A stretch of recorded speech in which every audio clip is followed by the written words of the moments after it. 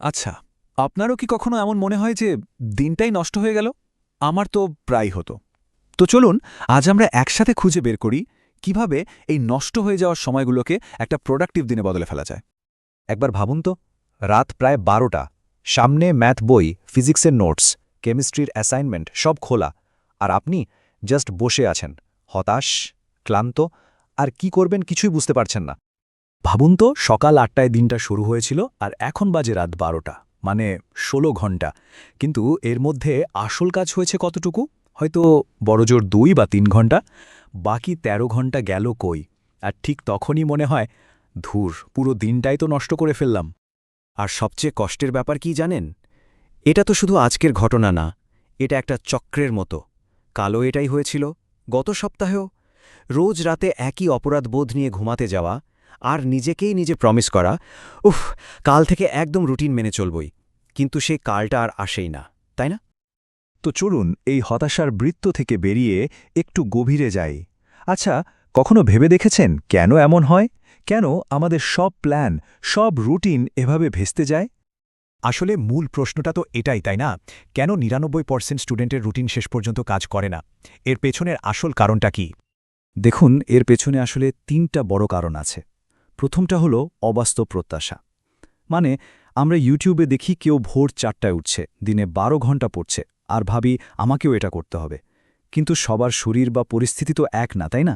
ফলে প্রথম দিনেই যখন ফেল করি, তখন হতাশ হয়ে সব ছেড়ে দিই। দ্বিতীয় সমস্যাটা হলো আমাদের রুটিনে কোনো নমনীয়তা থাকে না। জীবন তো আর ঘড়ির কাঁটা ধরে চলে না। আর আমাদের রুটিন এতটাই টাইট থাকে যে একটু এদিক ওদিক হলেই পুরো সিস্টেমটাই কোল্যাপস করে।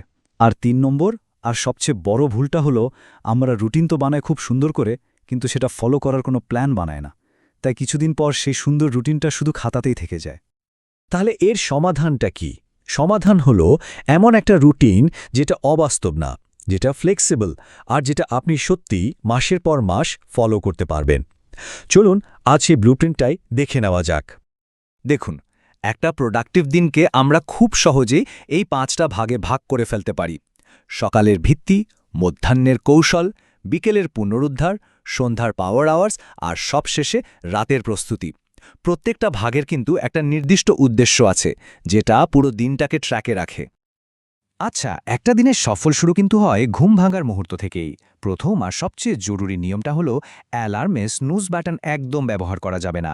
কারণ যখনই আপনি স্নুজ করেন, আপনার ব্রেনকে একটা সিগন্যাল দেন যে প্রতিজ্ঞা ভাঙলেও চলে।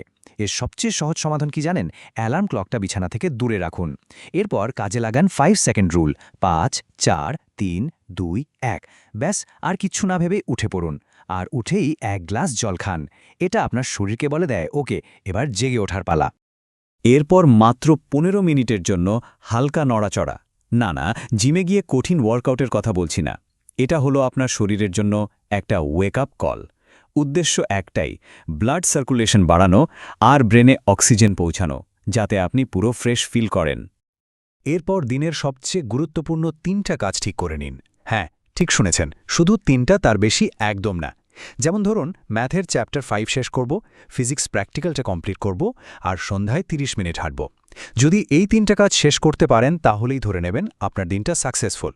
এই ছোট টেকনিকটা আপনাকে ফোকাসড রাখতে আর দিনের শেষে একটা অ্যাচিভমেন্টের ফিলিংস দিতে দারুণভাবে সাহায্য করে। সকালের প্রথম ৯০ মিনিট মানে ১.৫ ঘন্টা, এটাকে বলা হয় গোল্ডেন স্টাডি আওয়ার্স। এই সময়টায় আমাদের ব্রেন সবচেয়ে ফ্রেশ থাকে, কনসেন্ট্রেশন লেভেলও থাকে একদম তুঙ্গে। চেষ্টা করুন এই সময় দিনের সবচেয়ে কঠিন বা বোরিং সাবজেক্টটা পড়ার। বিশ্বাস করুন, এই ১.৫ ঘন্টার প্রোডাক্টিভ পড়া দিনের অন্য সময়ের ৫ ঘন্টার পড়ার থেকেও অনেক বেশি এফেক্টিভ। এটা একটা সায়েন্টিফিক ফ্যাক্ট যে দুপুর গড়িয়ে বিকেল হওয়ার সাথে সাথে আমাদের এনার্জি লেভেল ন্যাচারালি কমে যায়। এই সময়টাতেই প্রোডাক্টিভ থাকা সবচেয়ে বড় চ্যালেঞ্জ। তাই এই সময়টার সাথে জোর না করে বরং বুদ্ধি দিয়ে কাজ করতে হবে। এই লো এনার্জি টাইমটায় এমন সব কাজ করুন যেগুলোতে খুব বেশি ব্রেন খাটাতে হয় না। যেমন আগের দিনের নোটসগুলো একবার চোখ বুলিয়ে নিলেন, পড়ার টেবিলটা একটু গুছিয়ে রাখলেন, বা কিছু ফ্ল্যাশ কার্ড বানিয়ে ফেললেন। এতে কি হবে জানেন? আপনার প্রোডাক্টিভিটিও বজায় থাকলো, আবার আপনি ক্লান্তও হলেন না। একটা ভালো দিনের আসল প্রস্তুতি কিন্তু শুরু হয় তার আগের রাতে। তাই ভালো ঘুমের জন্য ঘুমানোর অন্তত আধ ঘন্টা আগে ফোন, ল্যাপটপ, টিভি সব স্ক্রিন বন্ধ করে দিন।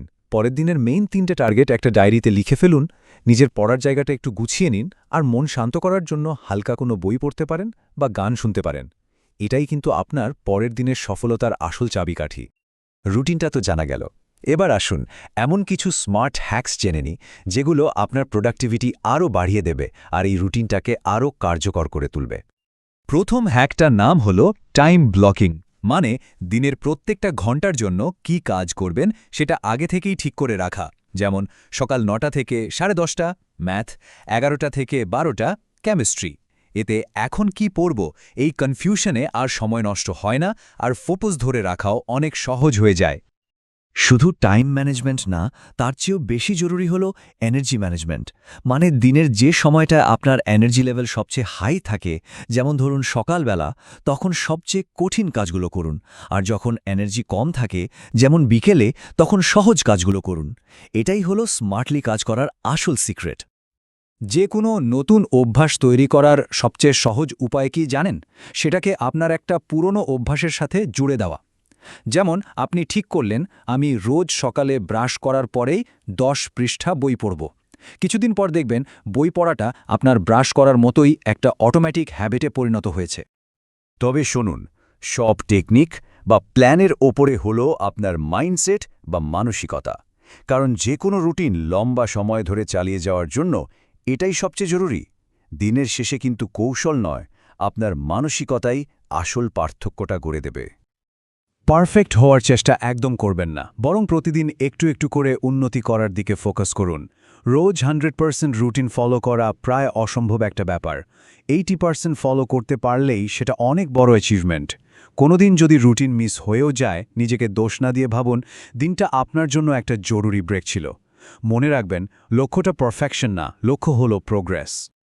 আর হ্যাঁ, একদিনে সবকিছু শুরু করার চেষ্টা করবেন না, তাহলে কিন্তু শুরুতেই আগ্রহ হারিয়ে ফেলবেন।